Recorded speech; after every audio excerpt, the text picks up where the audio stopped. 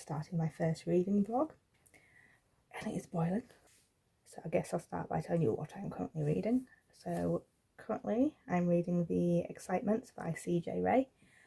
In this book, Archie and his two aunts, Penny and Josephine, are going to France for Penny and Josephine to receive an award for their service during World War II. So it's jumping between the present day, which in the case of this is in 2022, and before, during and after World War II. If I'm honest, I'm not really connecting to this. I'm finding that it's all very surface level and I'm not getting to know the characters on a emotional level, which I think I sort of need for my enjoyment of a book. There is some sort of mystery element in the fact that I think it's Josephine, some of her past, like, Archie's not aware of, and is curious as to what happened during that time, why she doesn't talk about it, why it's not actually in her work record as to like where she was, what she was doing. Spy maybe. I'm also reading Wrath by John Gwynne, which I am enjoying a lot more. So I'm reading this as part of the Catch Up Book Club, which is hosted by Becca from Becca and the Books. I'll link like the announcement video to that below if you are interested in it. So it's basically just reading all the books in the world that this is set in. Currently we are on the fourth and final book of the first series, which is The Faithful and the Fallen. I was surprised by this series. I thought it was going to be quite dense and hard to get through, which I think might be linked to the like first sort of epic fantasy books I've read. So whenever I go into a fantasy series, that's what I'm expecting, even though so many times I'm not getting that anymore, which I'm glad for. So part of the reason I'm actually really enjoying this series is because we do connect to the characters on an emotional level, unlike The Excitements.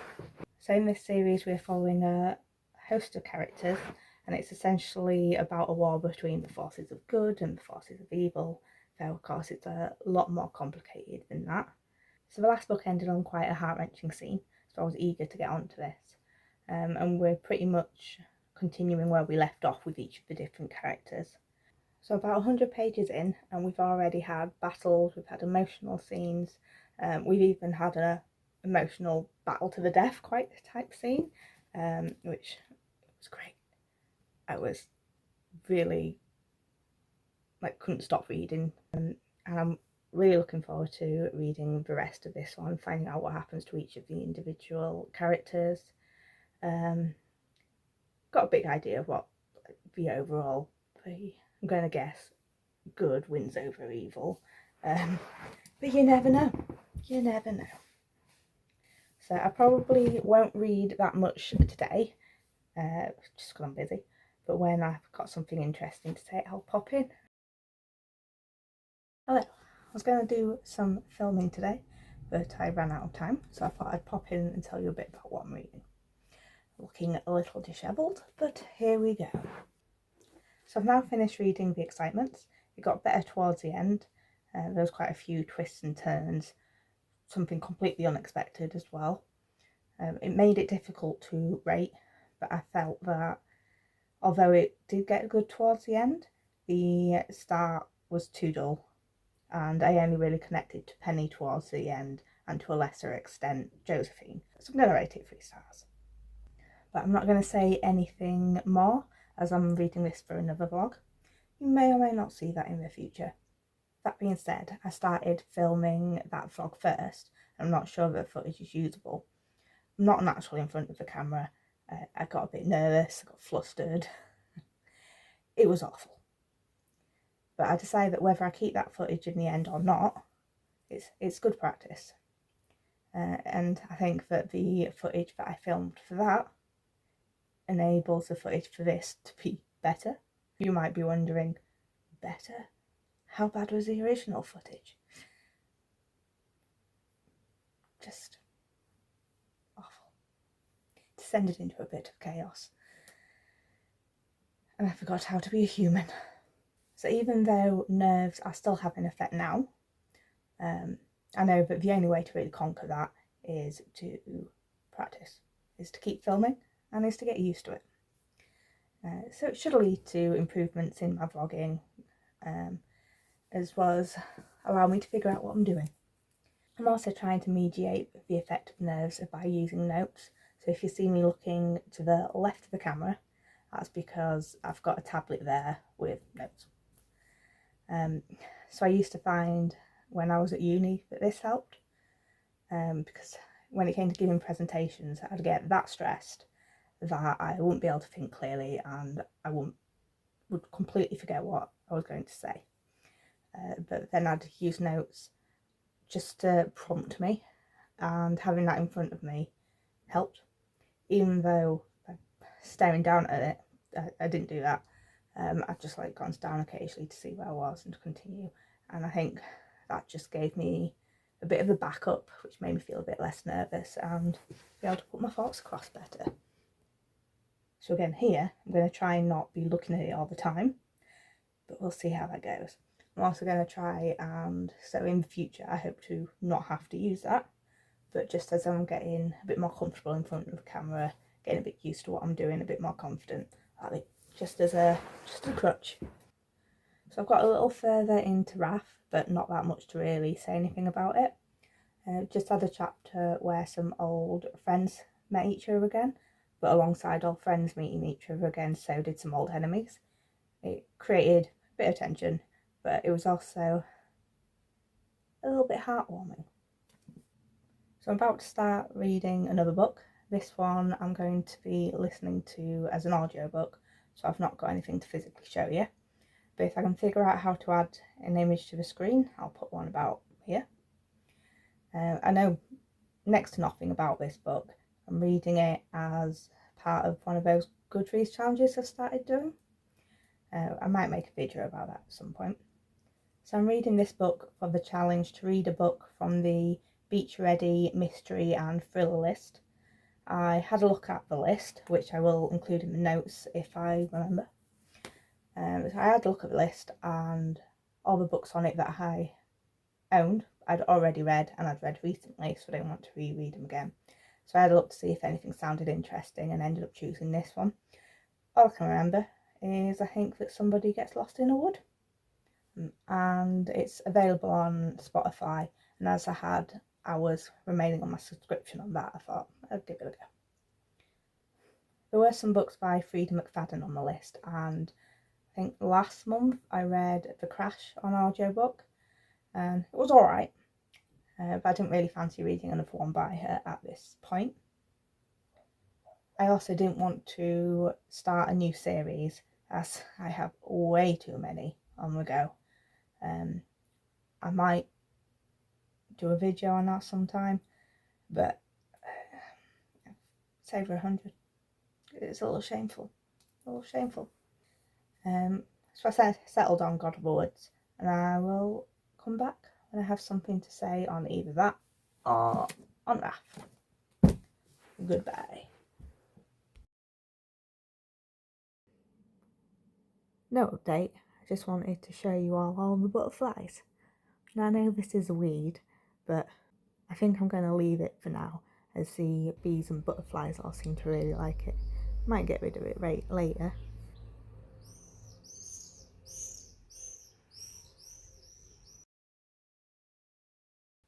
It seems I'm updating you guys on a weekly basis as to what I'm reading, so it sort of makes it a good job that I decided to do a monthly vlog instead of a weekly vlog.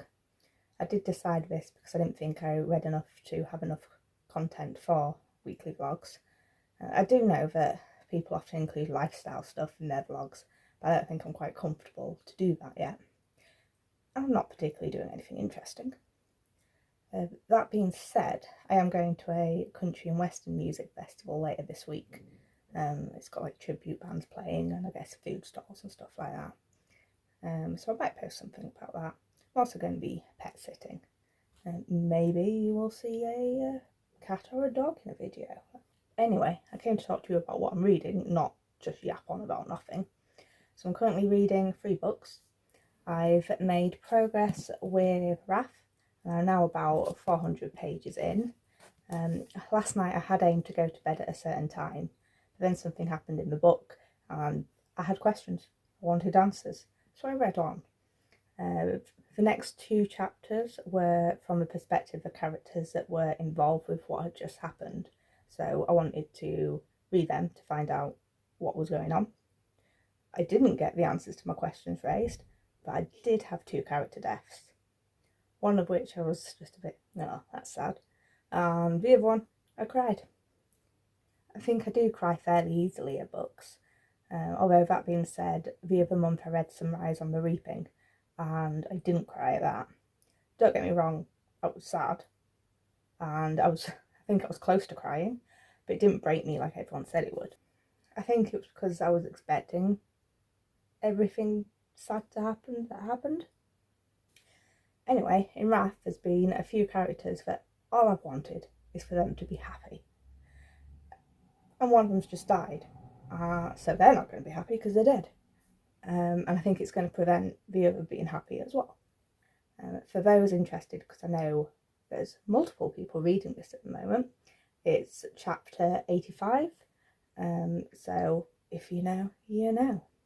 I've only got a couple of hundred pages left to read, and I'm expecting more heartbreak. But I'm also expecting our heroes to win. So this series so far for me has been like a 5-star series, so I am hoping that the end holds up. I have been thinking of filming some footage of me reading the end to like capture my reactions and whatnot. I guess we'll see whether I do that or not.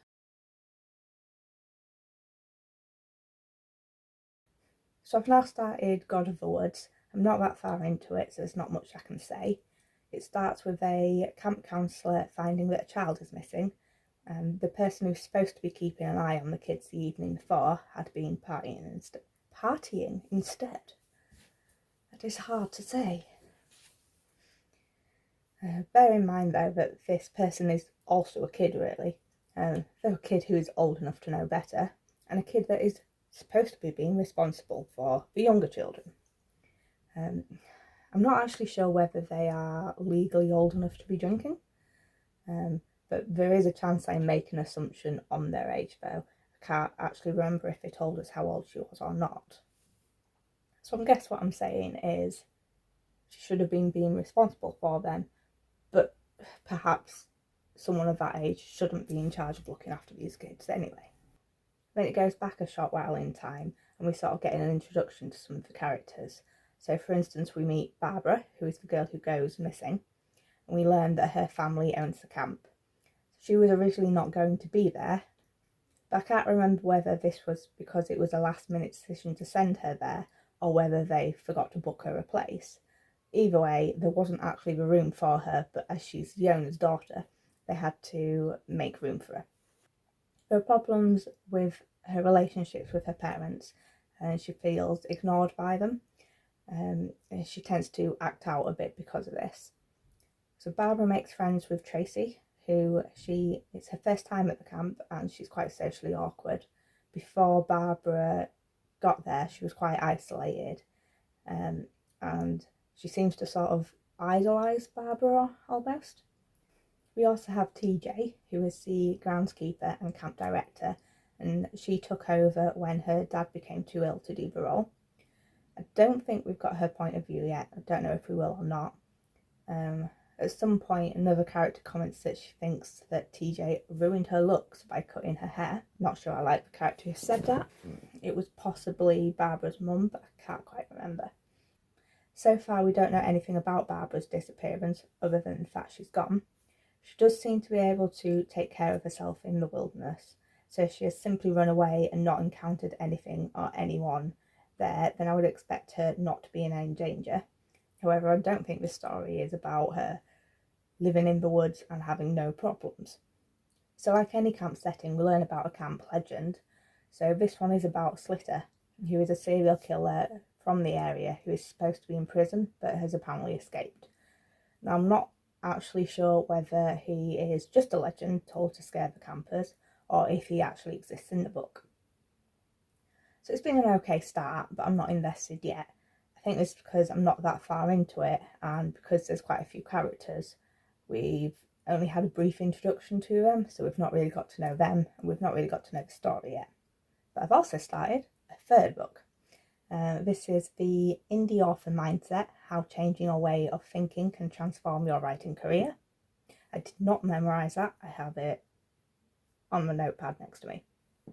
I don't really have that much to say about it. About 70% of the way through, and I'm reading it on e-reader. It's okay. It's easy to read and understand, and the author's personality comes through in the writing, and I think that makes it a bit more engaging. But I don't think I'm actually learning anything from it that I didn't already know. But I wouldn't say that's a problem with the book, because it's not the book's fault that I already know this. And I think for those that don't, it would be useful. But it does mean that it's not really useful for me. There was something in it that I didn't agree with, which is the idea that you have to write every day. I can see the merit of it, as it helps you get words on paper which you need to make it as an author, and writing every day will help you hone your skill. But I don't think it's feasible for everyone. Yes, you need to write regularly, and getting into a routine is great, and I understand the idea behind if it matters you will make time, but life, responsibilities and health can mean that writing every day is not possible. That being said, I still think that getting into a routine and writing regularly is important. Well, if you're interested in that sort of stuff, as you can guess, maybe I am. But it wouldn't surprise me if some of you have become really bored and tuned out. So the book is mostly about things like marketing and treating your writing as a business. I'll probably finish it later this week. I don't imagine I'll have much more to say about it though. So this update has been longer than I expected. I guess that's my fault for waiting a week between updates and reading 3 books at once. So I'll probably talk to you in a week's time. Bye.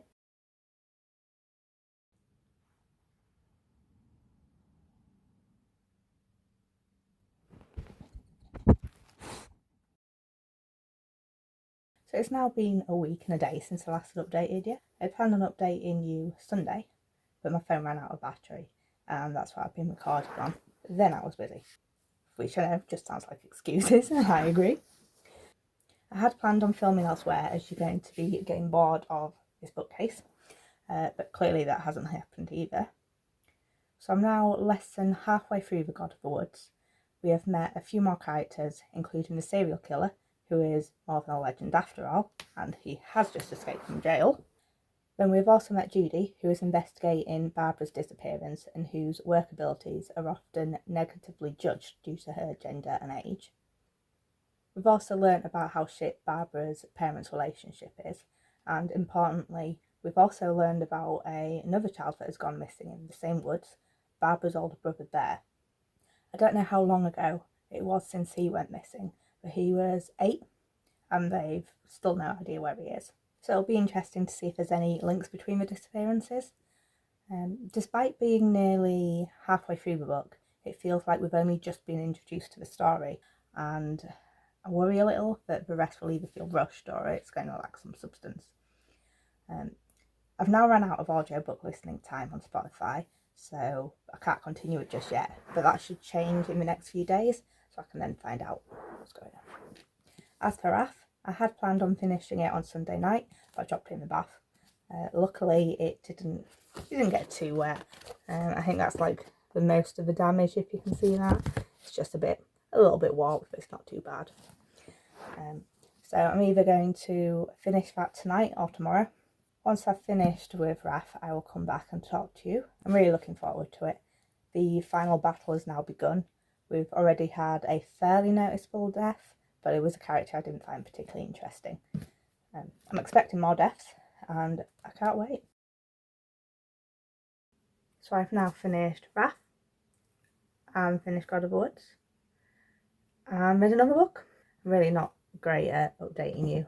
So first I'll tell you about Wrath. So we had a great ending, lots of deaths, I cried, had my favourite trope, also a trope I don't really like. It left me with that hollow, sad feeling I get when I finish a great series. And it both makes me want to read the next series and not read the next series. I worry that it'll be disappointing, but there's only one way to find out, and that is to read it.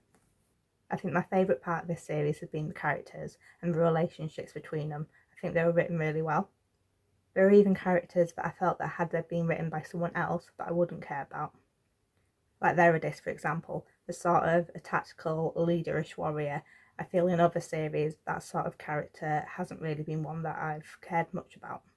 But in this series, especially in the second and third book, he's been one of my favourite characters. But it could be that the sort of character that I connect to in books like this has changed over time, as I think it's actually been quite a while since I've read this sort of fantasy. There were parts of Wrath that I became a little uninterested in though, and that is why I'm only giving it 4 out of 5 stars. But overall I really enjoyed it, and I look forward to reading more. God of the Woods was okay. I had an amusing moment when I was listening to the audiobook while exercising, and I paused the exercise I was doing, walked around in a circle, said something along the lines of, "What a fucking prick," then went back to exercise. I started to feel some empathy towards the characters, but it wasn't particularly strong. There's one character, Louise, who was in a pretty shitty situation. She was providing for herself, her mum, and her younger brother, and the people around her were not treating her very well. This included her boyfriend, who she should have left a long time ago. I thought it was pretty obvious what was going to happen between them, and I felt that her reasons for staying were not good enough to stay in that situation. But I can sort of understand them. There was another character who, rather than feeling empathy for, I just felt sorry for. That was Alice. She was the mother of Bear and Barbara, and they were the kids that had gone missing. She was a character who had no power and no agency. She was married young, manipulated and controlled by her husband, and looked down on by the people around her. I felt a little bad about pitying her rather than feeling empathy for her, but I think she was written in a way that I couldn't feel that empathy. But maybe that was the point, I don't know. When I was about a third of the way through the book, I could think of a lot of possible ways that it was going to go. I enjoyed this as it kept me guessing and changing my theories as I went along. I have mixed feelings about the ending, so I guessed what had happened to Bear shortly before we found out. It had the potential to be heartbreaking, but I found it was just a little bit sad. And by that I mean what happened should have produced more of an emotional reaction in me. But I didn't feel enough for the characters involved for it to do so. I couldn't figure out what had happened to Barbara until Judy, the investigator, said that she had a theory, and this was about 30 minutes towards the end, if that.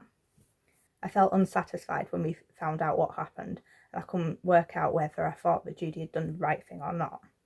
I'm still not sure, but I also don't think that what she did sits right with me. Then I read Equal Rights by Terry Pratchett. This was a surprisingly quick read, and I didn't realise how short it was. My copy was a bit weird though. The bulk of it was in one chapter, and about a third of it was under the heading footnote. But it wasn't a footnote, it was just the rest of the story. It then had a footnote at the end. So I don't really know what happened there, but it didn't really affect the reading of it at all.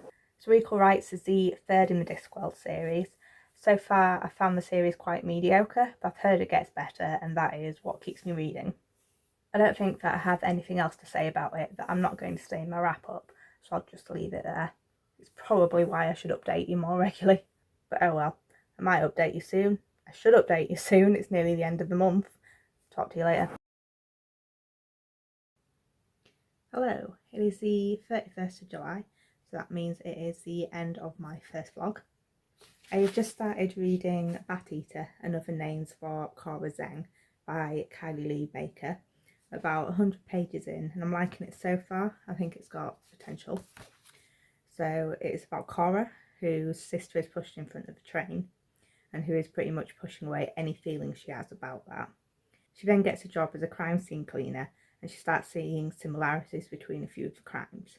So I'm finding that I relate to Cora quite a bit. There's the not knowing what she wants to do with her life, having a degree that she can't get a job with, and not really knowing who she is. Even a little bit of her preoccupation with not getting ill, although how I felt is nowhere near the same as what she has. In other areas I can't relate though, because I've not had the same sort of experiences. So for instance, I've never faced racism, and I've also never watched my sister get murdered.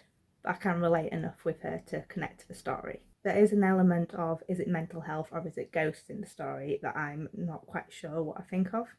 Although I would probably doubt my sanity if I was in her shoes, it seems common in horror to make the reader question whether it is something to do with mental health or if it's something supernatural related. In this book I think it's both, but I'm not sure how I feel about that yet. Anyway, that's all I've got to say about it so far. Outside of reading, I've just started editing my July wrap-up, which is going to be the first video that I post, so you will see this before you see this one. It's definitely a learning curve, and I can already see ways to improve, which is good because I like to learn new things. So this is the end of the vlog. I hope you've enjoyed it. In the next one I hope to update you a bit more often and perhaps throw some things in that I'm doing in life. And if you're interested, why not give me a follow? And I'll see you in the next one. Bye.